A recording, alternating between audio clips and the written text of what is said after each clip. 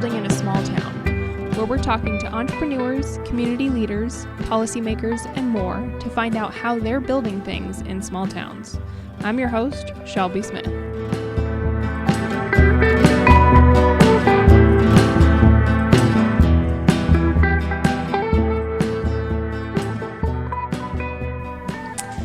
All right, hello and welcome back to the Building in a Small Town podcast. Today I am joined by a dynamic mother-daughter duo. I have Amy Cox and Robin Collins of the Vinery. Did you just call it the Vinery or the Vinery Flowers? The Vinery Flowers. Vinery Flowers. Okay, awesome.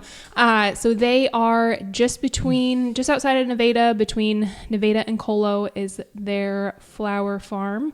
And they have a lot of different projects that they've been able to build over the last couple years. And I'm just really excited to talk to you both today. So thanks for coming. Yeah, thanks for having us.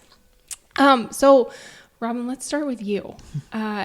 Did you grow up on a farm outside of Nevada? Are you No, what's your story? I grew up in a small town in Story County in McCallsburg. Okay.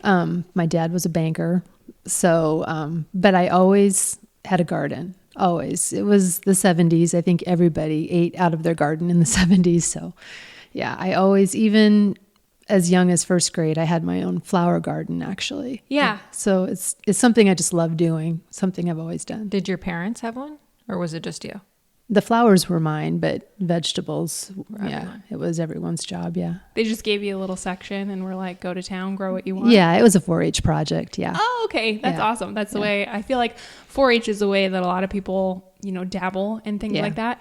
So my brother, which Amy, you know my brother. I don't know if you know my brother. Mm-hmm. But so that was my dad. My brother was obsessed with farming. So my dad gave him a little section to have his own little Indian corn Yeah. patch. And that was his thing. He had 2 sections, if I remember growing up right. And one of them kind of was doubled as a waterway, which I think probably impacted his yields. His production. Yes, his production was probably not what he wanted it to be, but I just always remember him having those 2 Indian corn patches. Mm-hmm. Okay, so you grew up doing the gardening thing. Mm-hmm. Did you go to Colo Nesco at the time, or did McCallsburg? It was just Nesco. Yep. Okay, so it was No Colo. No Just Colo. No Colo. Zeroing McCallsburg. Yep. Gotcha. Okay. How many did you have in your graduating class? 30. Okay, so Yeah. that's a pretty decent size, Yeah. relatively speaking. And then did you go off to college or anything else? I did. I went to business school for secretarial work, which seemed like a good mom job to, be able to do for my life, but didn't really do it for me. Yeah. Well, after you graduated, did you end up going down that path a little bit, like into the secretarial work? Yeah, I was a high school secretary in Nevada for 10 years. Yeah. Yep. And then when did you meet your husband? When I was in college. Okay. Yeah. And did he grow up on a farm? He's a farmer, yes. Okay. So then did you know going in that was what he wanted to do? Was he wanted to farm? Yes, he was already farming. Okay. It was family farm right out of high school. That's what he pursued. And yeah. Yeah. So then growing up with a banker for a dad, how'd that feel? I don't know. What did you think of it? Like, what did you think of, what did your dad think of you marrying a farmer? Oh, seemed to be okay with it. Yeah. Well, it wasn't really a factor. I don't really think. Yeah. No. I suppose McCallsburg not being very big too, your dad would have dealt with farmers. Well, my dad grew up on a farm also, so. Okay. Yeah. So back to your roots, so to speak. Sure. Okay. Gotcha. So then when you moved out to the farm and you started having kids, like, were you involved in the farming at all? I have always been the bookkeeper. Yeah. So that secretarial work did Yeah. kind of come in handy. Yeah, it does. I'm still doing that part, yes. whether you meant for it to be or not, that's good. Okay, so then Amy, tell me a little bit about your story. I mean, growing up, she had a big garden. My mom had a big garden, so we always had to work in it. It was kind of like forced labor from my childhood view, obviously now it's great for kids to be in the garden and learn all that. But as a child, it felt like a job and I really hated working in the garden. So did my sister What and in brother. particular did you hate? Like, what was it that you hated? Was it Picking green beans. Okay. That was like the worst. And she had like an acre of vegetables with our neighbor. This is the summer I remember anyway. I'm sure it was like a very small part of my childhood, but you know how when you're a kid you just like, Yeah, it feels very impactful. yes, absolutely. So anyway, I grew up totally working in the garden all the time, and I really did not like it. And then I graduated high school, went to cosmetology school, moved to Florida, did hair there for a while. And that's where I met my husband. And then we traveled for a little while around the world, came back to Iowa and started having kids. And then I was doing hair, like, I don't know, maybe 2-3 years in Iowa, not very long. And it just didn't really work out. I was basically paying for my kids to go to daycare. So I'm like, I'm going to stay home and I'll figure out something else to do. And it was a few years before my mom came to me with this idea of flower farming. And I love being creative in any aspect. I love designing homes, clothes, flowers. I love it, anything creative. So I'm like, yeah, this sounds actually even better than doing hair, because sometimes you can't exactly be creative in that field. It's just like, I need a trim and a touch up, everyone. And it's just the same thing over and over. So I was right on board with the flower farming. I thought it sounded so much fun. And I was probably like 31 when we started this. So my kids were younger. It was great because I could bring the kids to the farm with me. You know, they could help if they wanted to. I didn't force them to help. So one of my kids likes to help and one doesn't. But it was great. Like, it was a good work-life balance. And then at that point, I was living in town. 2 years ago, I moved out to the farm. And now living there, it's even better with work-life balance. But they're getting a little bit older too. And one is still interested and one is not. Yeah. But yeah, that's pretty much how we got into it. So when she came to you with this idea, were you having flashbacks of like, oh my gosh, this is going to be another occasion with the garden? Or were you immediately like, oh yeah, everything about this, I love it? I think she got me into it slowly. I did by design. Yes. Sneaky. Small garden first. And yes. she also was like, I will grow the flowers and you sell the flowers. And we can both design, because she's just as creative as I am. But the growing takes so much more time, you know. It's much more labor intensive. So I would help her do things. I wasn't out there nearly as much as her, but I would harvest and, you know, help plant and all that kind of thing.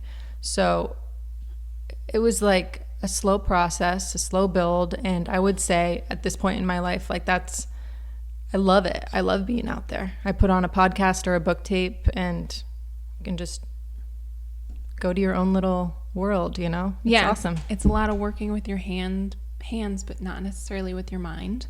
Yeah. That's kind of the way I look at with the crickets. Similar in sort of scale.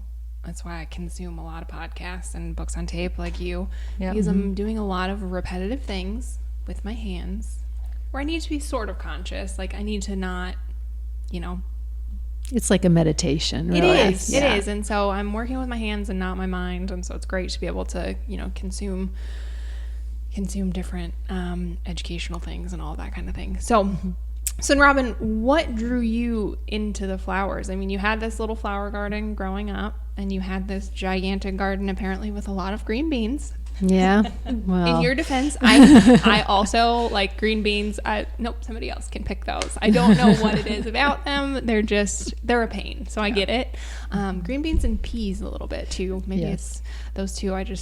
I love eating them and I appreciate them, but it's the labor of. it's tedious. It is super tedious. So then tell me, why do you feel like the flowers? Why were you drawn to the flowers? What gave you this initial idea of, hey, I think we could do this. I think I'm gonna rope my daughter in slowly without her knowing. If you're trying to build a business on growing vegetables, you know, a bunch of carrots 50 cents versus a bouquet of flowers is usually, going to be at least a $15 product right off the bat. So that's part of it.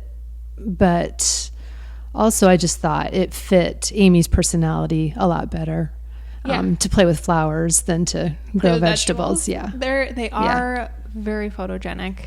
And that's one of those things I always, my sister-in-law, I think, took some early pictures of you guys' business. And I saw those pictures and I was like, I wish I had a really photogenic crop. Like, this is amazing. I'm always jealous of flower farmers in that respect. So then when you, decided to go down this path, like, had you guys had conversations about like, hey, I need to do something that's more creative, like I need to do this, or did you have the urge to start the business? Like, was it kind of a combination? I mean, I think I just know her pretty well and I knew it would be a good fit for both of us. Yeah. Yeah. And I'm retirement age, closing in on. So it's a great thing.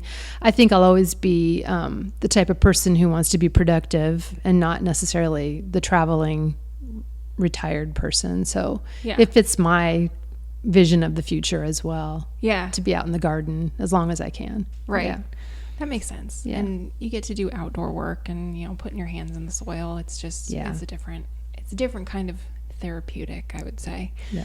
But so then when you approach her or you start thinking about approaching her, did you think, we'll just start with this little patch and see what happens? Or like, how big was your initial allocation of land? Yes, I wasn't sure that she would really love the gardening part.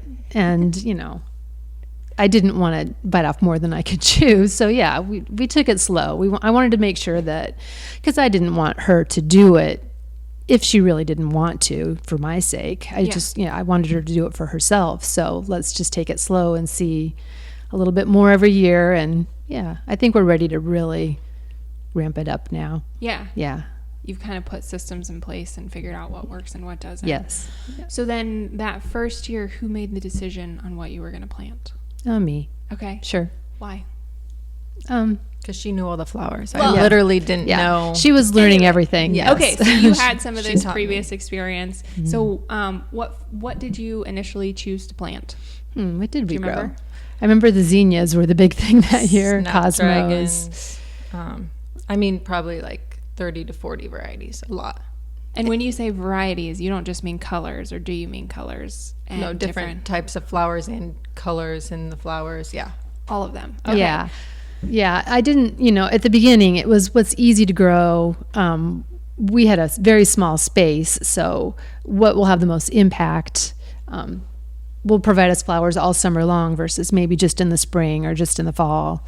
Yeah, but we've been slowly adding those things into now. Yeah, more perennials. Yeah, gotcha. So when you guys first started growing them, had your first flowers to harvest, do you remember your first paying customer? No, I don't either. No, it was probably a friend. Yeah. Most likely, or family, Yeah, somebody like that. That first year was definitely the first year. What we did to sell was we had ball jars and we delivered them for free in like the Nevada area. And I'm sure we were losing money, but it was just, I don't know. We had a lot of people asking for them, mostly friends and family, but some strangers too. And we just delivered them around Nevada, and that was the whole year. That's all we did. We really weren't ready to build a website and really be selling flowers because this was our first year, and we're just trying to get long stems, long vase life. We're really focusing on the quality of the product, Yeah, growing something to be able to sell eventually, sort of situation. Right. Because I got to imagine, did everything go completely smoothly on that end that year? The first year it did, yes. Okay. Yeah. And what do you probably tricked us probably, yeah. What's so hard about great. this? Yeah. And so that's funny. That's always just makes you go in with optimism that it's good. It's one of those things. I think a little momentum early on helps. And so in a situation like that, for sure it would have been awful if that did not go that way. So then when you're thinking about, planning for a flower production for an entire year, are you like staggering plantings? Mm-hmm. Is that what you did that first year, or you just picked different varieties that you were like, this is a 5 month, this is a 3 month, you know? I think we didn't know a lot of that the first year, Yeah. you know? Yeah, not the first year. Like we tried to succession plant, which, you know, like every 2 weeks put a new planting or 3 weeks put a new planting, but yeah. it didn't really work out the first year. Our garden was full and we didn't want to pull anything out. I think we didn't really understand how flower farmers like cut the plant and sell the whole flower, and that's the flush, and then you replant. Like we were just cutting little bits off so the plant would last all year, Right. you know? Whether it was productive or not, sort of Right. situation. Right. Mm-hmm. So then where was it purely trial and error learning at that point, or where did you end up going for figuring Learning. that out? Yeah. Or you want to Go talk ahead. about our first class? It Yeah. was Erin Benzikin Mm-hmm. from Floret Farmers. She is out of Seattle, or like, Skagit Valley. yeah. Yeah, but she's like the famous flower farmer who So- really has got this movement going, I would say. Yeah. Yeah. And she's out of Washington State. Mhm. Yeah. Right. Okay. So we paid and took her class. And was it virtual? Yes. Or okay. Yes. Because it was actually 2020, right? I think it was 2019 when we took her class. Then why was it virtual? I mean, Just it how she always did it? was. Yeah. Oh, okay. In my, I think she did on farm classes for a while, but then, Okay. yeah. Well, we started with that, and it was a big commitment. Like it wasn't cheap to take her class, and we bought her seed. We did like everything she did, you know, and it worked. Like she's a genius. It worked well. But since then, we've taken other classes and figured things out for ourselves and changed a lot of how we grow. Yeah. But So is there, would you then say that there is a pretty good sense of collaboration across like the flower farming world, or is it? Yeah, really. Absolutely. There really I was is. gonna say, or is Yes. it like a, It's a really supportive. we really found that out this past year. yeah, which we'll talk about that. I do want to keep talking about this first year though. So then you're telling me, you know, you're cutting these bouquets, not correctly apparently, but putting them in ball jars, delivering them around Nevada. Talk to me about pricing. Like, how did you come up? Were you, as a bookkeeper, were you kind of like, I these are my wasn't. inputs? I was not She employing those always skills. undervalues. Yes, things, yes. yes. I'm getting over that. Yeah. Yes. And Yeah. tell me a little bit more about that. Like, do you undervalue them because you're worried that people won't pay the price? Or Yes. Okay. Yes. Okay. And what is helping you through that? Well, I'm not going to work this hard for nothing. Yeah. And, you know, sometimes I think people think, well, you're growing all the flowers, so you should be cheaper. But really, truly, no, you should probably be more expensive because you're growing a better quality product than something that was shipped from halfway around the world. And yeah, so I am starting to employ my bookkeeping skills into what is actually a fair price for this. And if people won't buy it, then Then you find other people. As I say, Right. they're not your market. right, exactly. And Yeah. so, have you thought about, or do you just off the top of your head have a feeling of like, what part were you undervaluing? I have a feeling I know. My own time. Yes. Yes. And I think that's very common with like everyone who starts a business is we don't factor in our labor. We think that's free, and it's not. No. You know, our time and our labor and all of that effort. And at some point, especially I find in, you know, I have a husband that has a landscaping business. He used to be a teacher, knew nothing about business. We are going into year 5 now, and he's finally Yeah, kind of that's It's about same. us, Yeah. going into Same. year 5. Yes. Yep, kind of over the hump Yeah. of like, I am done working this hard to, you know, not be paid for my expertise Right. and my knowledge. And because at the end of the day, like, you know, you've gained 4 years, you've paid other people to take those classes, to take on that knowledge and apply Right. it in your situation. You should be compensated for it. Right, exactly. You're not alone, is what And I'm honestly, telling you. I've known that for a couple of years, but man, it's taken until maybe even this winter to really sink in my head that, yeah, if I want to do this, then I need to do it right. Good. Yeah. That's good. Yeah. I'm I glad. think Amy got it a lot sooner than I did. Yeah. Yeah. Well, and yeah, like I said, I think it's everybody when they first start out. It's not an uncommon thing. But you're lucky that you have Amy to kind of remind Yes. you of that too. I Definitely. do Yeah. the same thing for Willie. I'm just Yeah. like, don't you want to get paid what you're worth on this? So, okay. So, then let's just say that you didn't have a super great pricing model on that first year. But what went into you deciding like, this is what we're going to charge for a bouquet plus delivery? Was it just kind of looking around at what other bouquets were priced at? Yep. And talking to other flower farmers, there's a national list of what flowers, what's it on USDA or Yeah. something. Wholesale. Yeah. Yeah. So, Price. just researching really. Yeah. And not just, picking a number out of thin air. Yeah. But also, I've also been trying to keep track of how much time I spend on a particular type of flower to do enterprise units, and then figure out what that flower is really worth based on how much of my time it took to grow.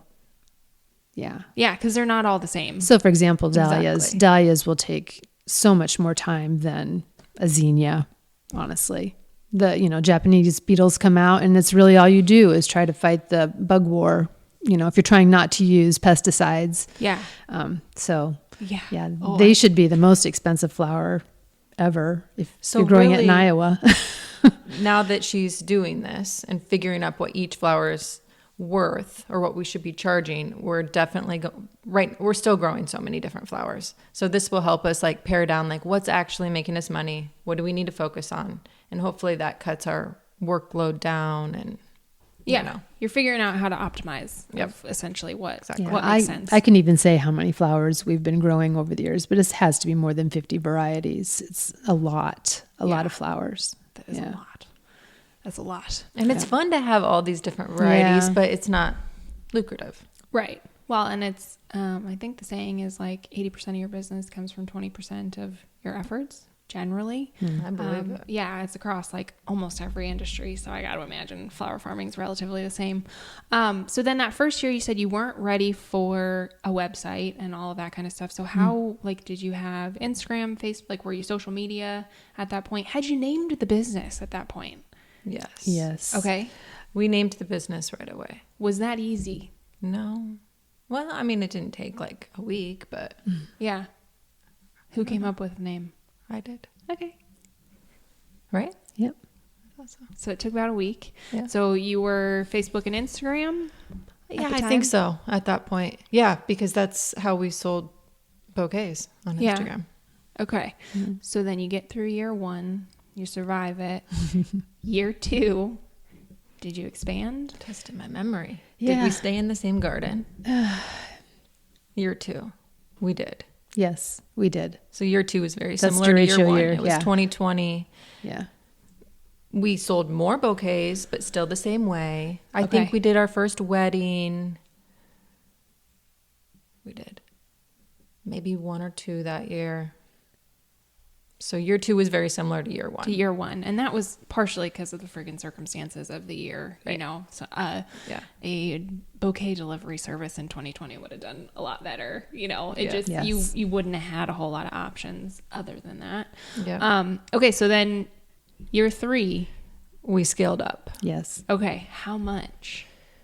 We went to 1 or 2 acres. What was it back there? Oh, it was maybe 1. 1? Yeah. Okay.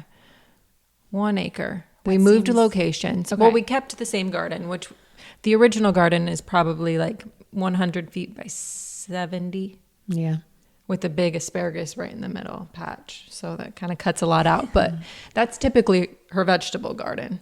So It was. Yeah. It was. Yeah. It's no So she- longer. No. Did you Yeah, get not a at replacement vegetable garden? Yes. Okay, good. So we kept that location and then we added an acre kind of, I don't know, a little bit farther away, not right next to it. So that was kind of inconvenient, having 2 Yeah. gardens in separate spots. And Yeah. have you ever read the book Lean Farming? It wasn't convenient. It wasn't lean. tools in different places, and you're always looking for things. It was It was a long way to walk if you forgot something. It was a It lot cuts more a lot of work time because out. of that. Yeah. but also that we scaled up, right? We grew a lot of dahlias that year. I would say we just grew a lot more of everything. Yeah. We added pumpkins Yes. we that did. year, which we love having pumpkins and dried flowers. So we kind of added that, extending our season into the fall a little bit more, which, like we said, my mom and dad are corn and soybean farmers. So harvest time isn't the best time, because I also help on the farm during harvest, and it's just a busy time of year. But for our business, we needed to extend the season, not just have 3 months of flowers. So we definitely added that year pumpkins, dried flowers, dried flower wreaths. And so did you learn how to do, because there's a skill to doing dried flowers. It's not like a matter of just sticking it there and letting it dry. Like, did you, I mean, Kind of. yeah. I'm saying like Did we take a class or something yeah, for that? Was there some? No, we did not. We Okay. just played around, Just kind of figured figured it out. Okay, cool.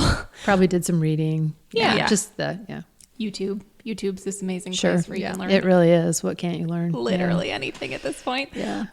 And so at this point, do your first 2 years for sure, you were working out of your little shed next to your garden, right? So had you kind of expanded that side as well of like, do you need more Was storage? it year 3 we went to the garage? Yeah, I think it was. We did a little garage conversion that year. So we moved the cars out, cleaned it, didn't paint. I think I painted the floor and filled some cracks. And that was the extent of fixing the garage up. It wasn't much. We just needed a space to design flowers. Yeah. And I don't even think we really sold out of the garage at that point. We were just working in it. I think we did sell out of it a little bit. Self-serve. well, not many I people think that's came. when we started self-serve out of the garage. That was the next year. Well, that's when it ramped up. Okay, so then where you expand this, you take it from 60 by 100 to an acre, which is a lot. Where did you then start selling them? Were you still doing the bouquet delivery? Had you moved on? Yes, we quit doing the bouquet delivery. That was definitely not making us any money. We built the website. We sold bouquets online. We did a lot more weddings. We didn't do a CSA yet that year. How did you get your first wedding? I think they it was contacted us.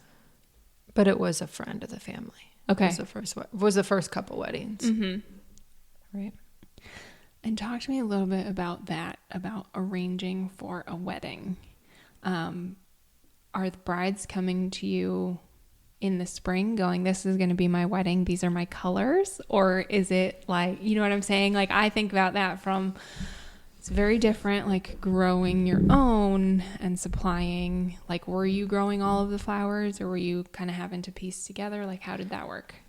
So if the wedding is in growing months, then yes, we grow for it. And brides for the most part contact us far before their wedding, a year plus. Yeah. So You can plan. they're on top of it. Yeah. So we'll plant flowers for their wedding, knowing what they want. But if it is a wedding out of season, so a December wedding, then we'll have to order wholesale flowers. And so that's been, I got to imagine that was its own adventure. And then you take the pricing piece into it and everything else. How much am I supposed to mark it up? Yeah. So that was probably also losing us money at the beginning and that was my fault because I kind of take the reins on booking weddings and talking with the bride and figuring out the prices. And I definitely did not charge. I recently took a class on how to charge for weddings as a florist because we're a little different being farmer florist, but in the winter we're straight florist. We're not growing any of this stuff. Right. So yeah, I know I didn't charge enough at the beginning, but we're also learning and we need photos and Yeah. So I don't think of it as Complete loss. right. And it's not, it's not like It's you learning. said. Well, and you added to your portfolio, you got a little more experience about the efficiencies of arranging and setting up and all of that. Cause I got to imagine that's all its own beast as well. So you did a couple weddings that year, built your website. When you're selling the online bouquets, are you delivering? Are We they can being add shipped? delivery. Are they No, coming we to don't pick do 'em up? shipping yet. Okay. I would like to add shipping at some point, but we don't right now. And a lot of the flowers that we grow can't be shipped. So that is the point of us growing them, so that florists that can't normally get, you know, certain flowers that are so delicate, like ranunculus, don't ship very well. We've ordered them wholesale in the winter, and they're out of season also, but they just don't hold up. Yeah, their quality is Poppies, awful. Yeah. things that are really fragile. So, Right. I lost my train of thought. That's okay. And so are you working then, did you start establishing those relationships with those local florists that are, you know, want those? Began to. Okay. I don't think we have as many as we would like.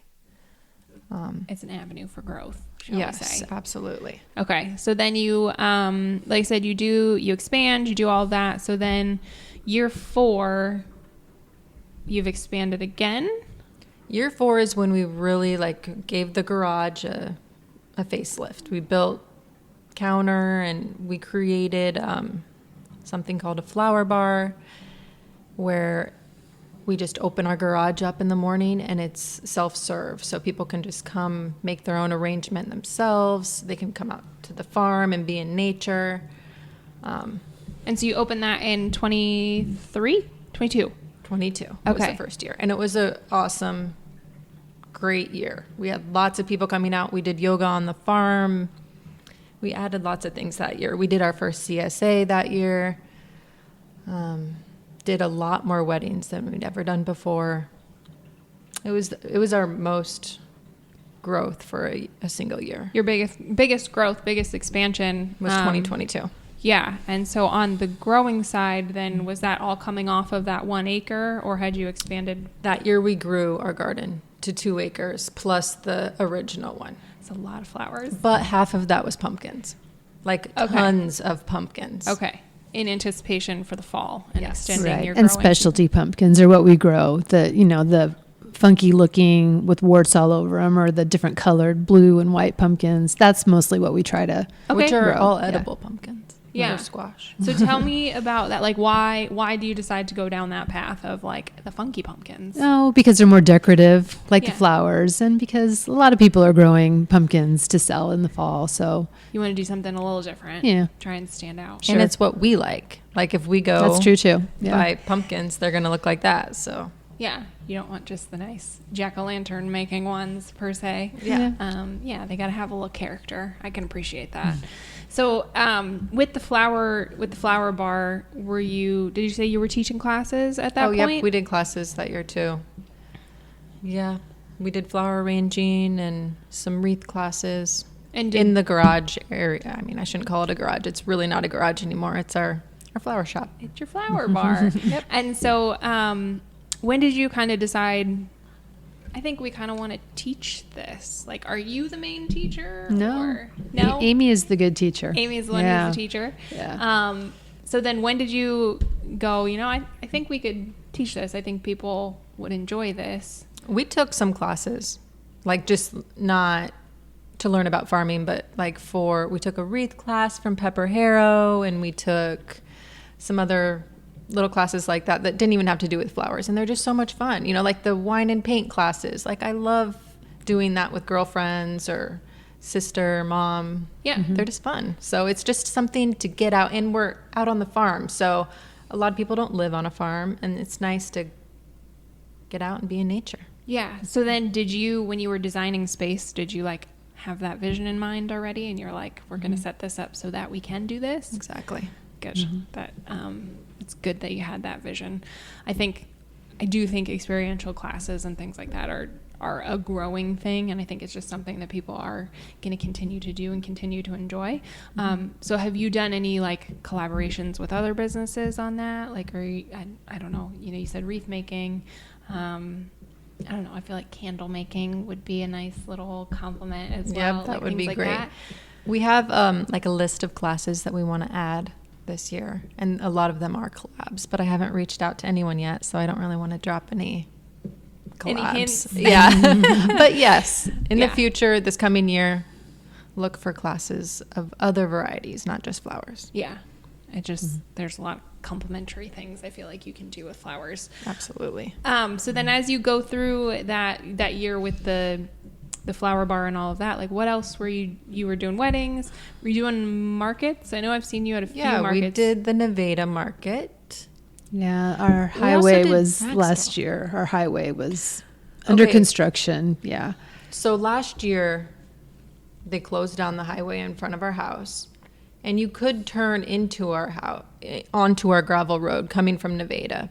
But if you were coming from the east, you could not turn on our road. And also, if you were going back to Nevada, you couldn't turn back onto the highway. Right. So that really Hurt. hurt the self-serve farm store. You know, no one came out there. Yeah. And we knew that was going to happen, so we signed up for the market knowing like we got to do something else. You know, we still opened it. Our neighbors came every once in a while, but you know, it wasn't anything like the year before. Yeah. The year before was awesome, and we were so excited for the next year, and then it was like wah wah. Yeah. Well, sometimes it's like that. I drove that road many times back and Yep. forth between Ames and here. And yeah, it was a pain. I didn't even think about that. But yeah, that road that you guys are on, you can. And there's no way back unless you go up to Colo. All gravel, or unless they Yeah. Go back went. to Colo, take the exit, and come back that way. But that's, you know, another 4 or 5 miles out of the way sort of situation. Bummer. So then you sign up for the markets. How did the markets go? So we signed up in May, right? Or maybe April. I'm not sure when Nevada We put out started their in thing. May. It was a little later sign up. But the road, we knew about the road. So we signed up for that. We plant everything in June. We'd maybe done one market before we planted everything in June, and with peonies. And that market was great. We sold everything first week. Well, we plant earlier, but we start cutting in June generally. So we planted all of our crops for that year, and then like a week after we got them all in the ground, they got like drift from nitrogen from the field next to it and literally killed the whole crop. So market was a little lacking in flowers, I would say. We definitely didn't have any in June. We missed a few markets. We replanted, and we had late summer flowers later in the year. But the spring is when everyone wants flowers, or early summer. That's the hot time to get flowers. Yeah. And we had nothing for market. Yeah, so let's talk about that a little bit more.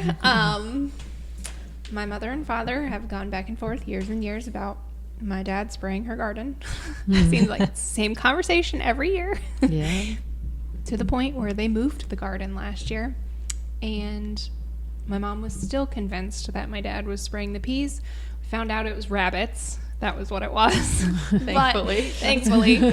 But I will say it probably did get sprayed in previous years. You know, drift is a thing. It happens. And you guys, it's the family farm. It's corn and soybeans. Like, there's things that are used. There's chemicals. Like, that's always a risk. It is always what happens. Yep. So how many hours had you guys spent planting? Oh my goodness, we had between 7,000 and 10,000 flowers planted. All out by there. hand. I mean, I don't know how long. Yeah, we started from seed. Yeah. Yes. Yeah. Going into the ground. And so you're typically, when are you guys planting? May-ish? Or Yeah, frost date is April, Early May. Something's going earlier Yeah. though.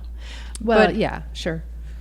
Yeah, I mean, we probably had been planting for at least 2 weeks straight, all day, sun up to sundown, both Yeah. of us.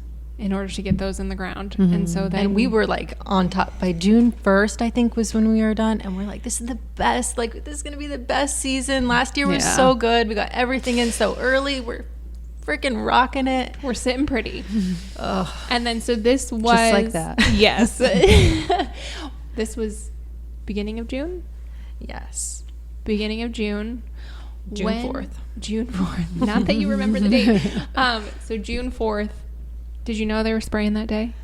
Well, they didn't spray the one swipe Closest along to the garden because Okay. of the wind that Yeah, day. Yeah, so- they were trying. So then the next morning, there was no wind. And I was out in the garden. It was like 6 a.m.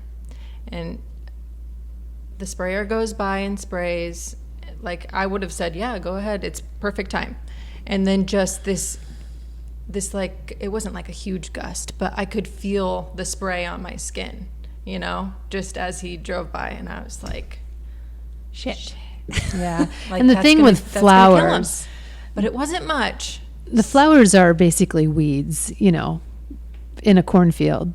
So they don't have any traits like a cornfield or a bean field would have that are going to protect them from a herbicide. So, So it's not going to take a large dose. right. They're But more it's susceptible. Not yes. like they just like fell over and died. They actually, They looked awful. no, at first they looked normal. We're like, are they going to die or not? They were like stunted almost. Like they just weren't growing. Yeah. But they were green, you know? So it was like a week of agony. Like, are they going to die or are they not going to die? They're not really growing anymore.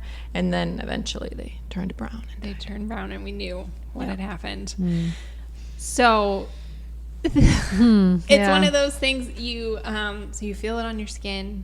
Did you immediately know? Like immediately? I mean, that- I was scared, Yeah. but I was pretty sure. I didn't like.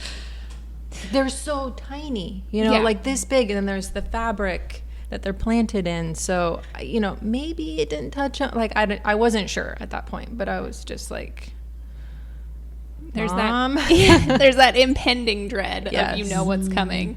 And so you go a week and then you see all of your hours and hours and hours and hours of planting brown.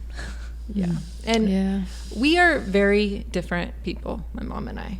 And I am just crying. Like, I don't know. I'm like, I got to write on Instagram. I got to tell everyone everything's dead. And my mom's like, just, it's okay. Sit with Let's it. just, Let's just sit with it a minute. and then we'll decide what our game plan is. You know, she's like a rock. So I sat with it for like, I don't know, a couple hours. And then I wrote it on Instagram. And then she's out there planting new seeds. She never stopped. And maybe that's how she dealt with it. It just is. by ignoring Sure. it. Sure. Well, I didn't ignore it, but a plan of action Right. is always You better started than stewing on it. working Yes. towards what's going to fix it. And Right. I mean, I don't even think I walked in the garden for like 2 weeks. Yeah, I didn't see much of you when I was doing, but it was I was okay. just I in was my fine sorrow, being alone. like, yeah. so, Yeah. yeah, ridiculous. Yeah.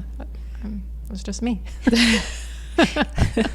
I think I would have been a mix of the two. I probably would have been crying as I'm planting. I think that's how I would have dealt with it.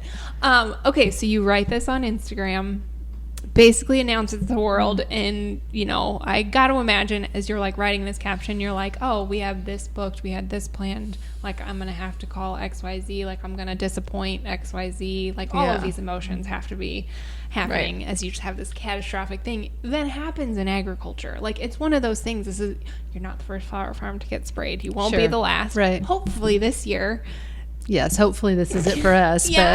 But yeah. But it's in the same spot this year. So. Yeah. So it's fine. It's at least you're more aware. Maybe tell them only if the wind is out of the I'll south. go walk the bean field. They don't need to spray. I will walk it for them. Perfect. Yeah. Great. We've already said that. Okay. I was gonna say compromise, and it's hard to there's recourse, I suppose, possibly, probably, for overspray and stuff like that. But like, But it's your her I'm farm. gonna say it's your family farm. Right, Like you're right. not gonna. And they felt bad. They did. course they did. I mean, we were still speaking after it all happened. It was, Yeah. it like was no what one it was Yeah. blamed. No, It was it wasn't just- intentional. It's yeah. just, it's farming in Iowa, gardening in Iowa. It just is. Well, and Yeah. it's farming in general. Sure. At some point you're doing it long enough, some shit's gonna happen that Yeah. wasn't supposed to happen and ruin. Like it just floods. Derecho. Sure. Great example. Like Right. nothing you can really do Right. on that. It just happens. That's, and you- that's farming is all Yes. risk. Yeah. yeah. Yeah. So, okay. So you write this Instagram post. What was the response from people? I mean, I follow a lot of flower farmers on Instagram, but a lot that I've never talked to. And I didn't know if they followed me back or anything, but the community everyone reached out. They were so kind. We had flower farmers driving to drop off plugs from Winterset, that they had planted for succession planting later in the year. And Hannah from Minerva's Meadows, she is in State Center, and she graciously gave us flowers for, like, we had a flower class scheduled. We had a couple weddings that were soon. You know, we could order for some stuff, but obviously I'd rather order or buy from flower farmers that are growing in the area. And we did. We ordered from so many of them. Mm-hmm. And it was so heartwarming to see the community like rally around us when, I don't know, I just didn't expect it. Yeah. You know? You never feel like people owe you anything. And right. Like, I didn't put it out there for anyone to come help me. I was just like, this is what happened. By the way, we don't have flowers if you want flowers, you know, because like I had people reaching out. It's spring. It's when people want flowers. Right. And it was really awesome to see. Yeah. Cool. So, but luckily it was a blessing and a curse. It was June, so you could replant and still have something, just maybe later than everybody wanted. So then what was that like the rest of the year as you then started to look out? Were you like, okay, I think this is going to be fine? Or were you still? No, it was never going to be what it was. Right. Mm-hmm. It was going to be a get through it year. We had started experimenting with forcing bulbs indoors in the wintertime to extend our season into the winter months a little bit. And so we had a full scale lily growing in crates, forcing inside started. So we did have lilies through the whole year, which is a nice focal flower. So we had more of our own flowers than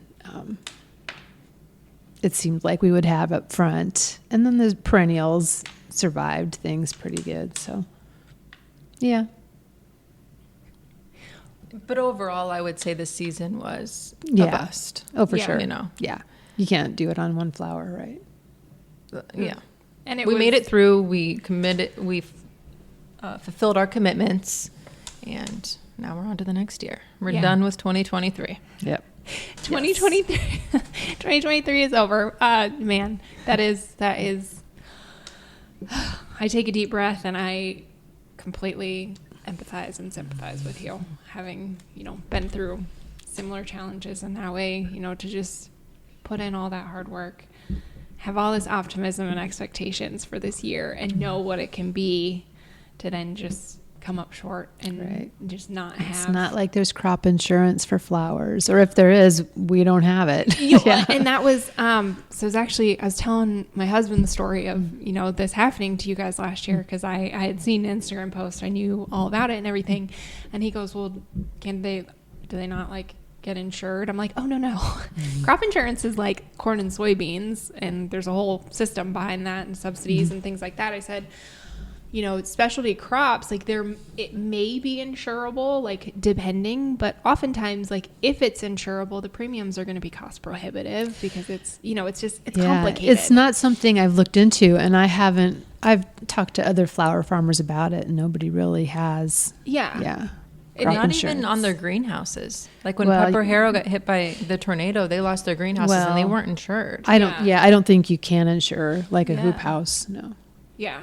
So it's not as easy in that respect, where you don't necessarily have that backing, and it is what it is. Welcome to the specialty crop world, if you will. Yeah. But yeah, so man, rough year for you guys, 2023. But so as we come into like 2024, have you guys already started some flowers? Is that already well underway as we sit here in January? Yep. So we are still forcing bulbs inside. So we have a pretty good crop of tulips right now, getting ready to bloom, hopefully by Valentine's Day.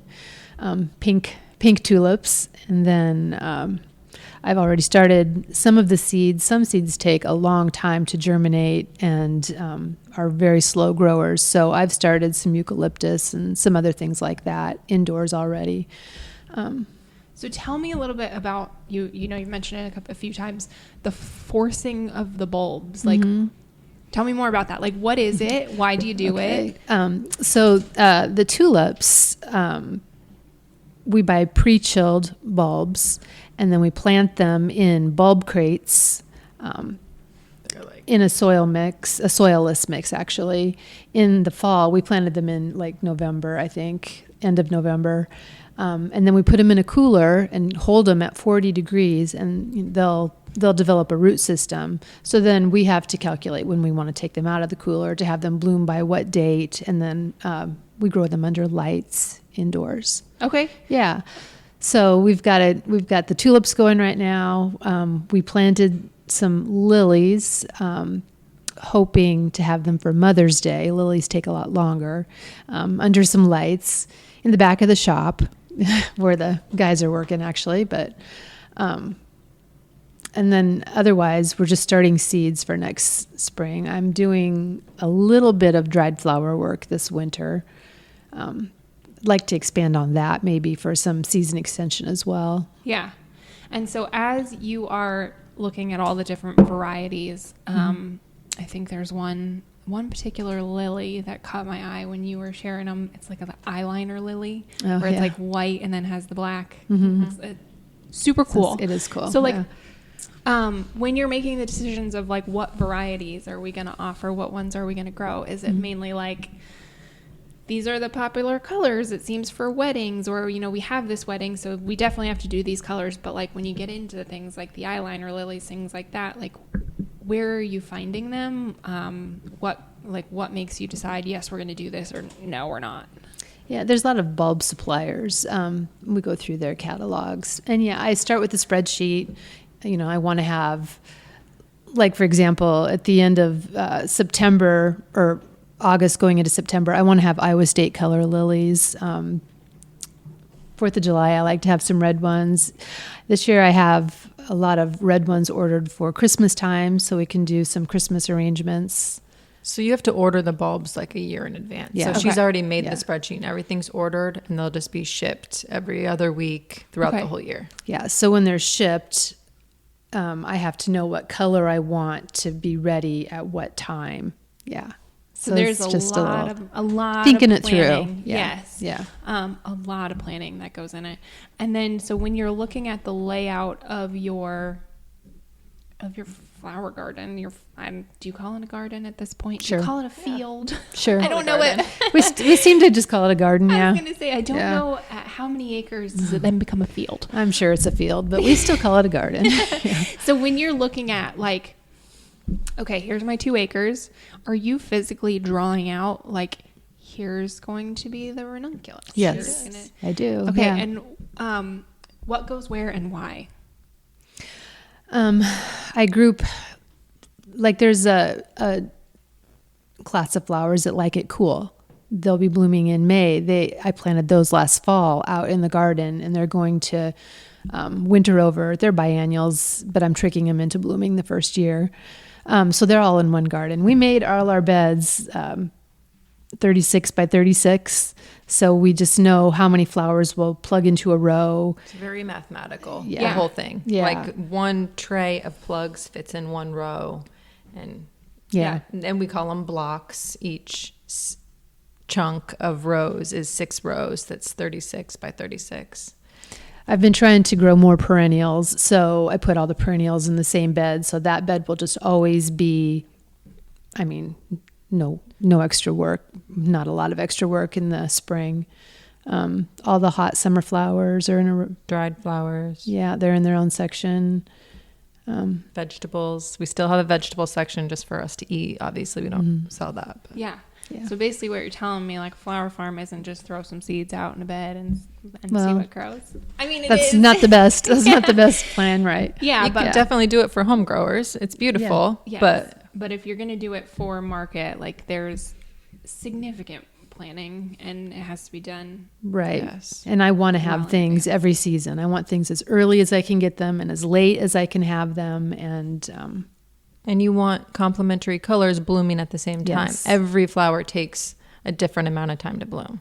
Right. So you have to try to time everything so that you have colors that can make a bouquet. Yeah. There's a lot of planning that goes into it. And then nothing is a guarantee because, you're dealing with nature. So you're hoping, like right now, I'm hoping my tulips will be ready But has the temperature been right? Have they had the right amount of light? Will they be ready? Yes. They'll be ready in February anyway. Yeah. Well, So- and I always tell people on the crickets, and it's anything in farming, is you can do everything right. All of it. Doesn't matter. Still, they'll do what they want to do. Sure. Kind of thing. Like, they'll just keel over and die, even if you looked at them wrong, kind of a situation, you know? Sure. It's you control what you can control and you plan what you can plan. But Right. at the end of the day, it's just kind of what happens is what happens. Yes. So then as you guys come off of that crappy 2023, what are you guys looking forward to in 2024? I'm looking forward to more weddings. Like, I love event work, and I like being challenged in that aspect. Someone giving me an idea of something I've never done and then trying to figure out the mechanics behind it, because we don't use flower foam or, we just basically use chicken wire and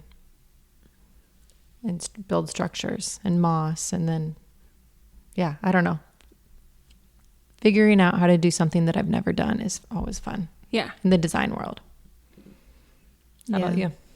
I'm just trying to refine my growing techniques so that I don't have to work quite as many hours. Figure out which flowers to keep, which ones to edit out of my plan, and more perennials. Yeah. And do you feel like, we kind of already talked about the pricing and the undervaluing and that kind of stuff. Mm-hmm.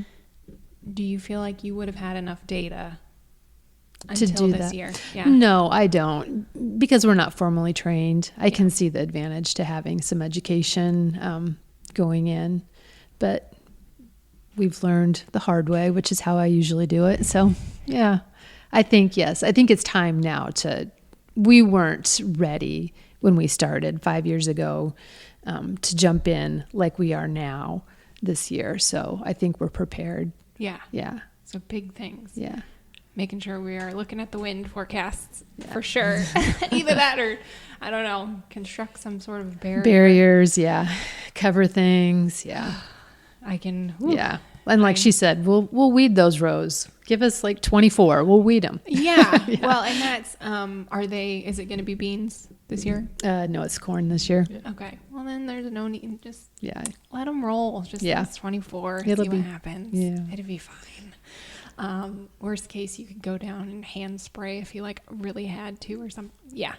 I think there's a compromise to be found. Yeah. And I think that the boys will possibly be a little more aware of, because I think they got a lot of I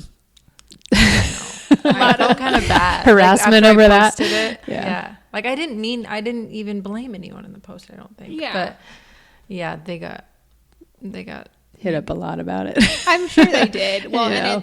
but that being said, anybody who's been around the farming world or involved in farming, knows that it happens. It does happen. Mm-hmm. It's they didn't start that day going, oh, look what I'm going to do today. Look at the damage that I'm going to do. Yeah. It's part of it. And it's a bummer that it happened to you guys. And I'm glad that you were able to make it through and, salvage what you could. But it's one of those things that, I think we figured out we're committed anyway.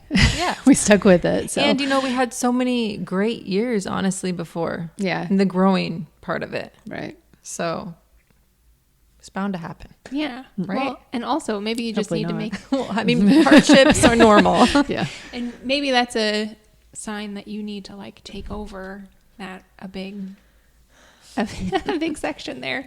Grow? Yeah. Yeah. Maybe. Wow.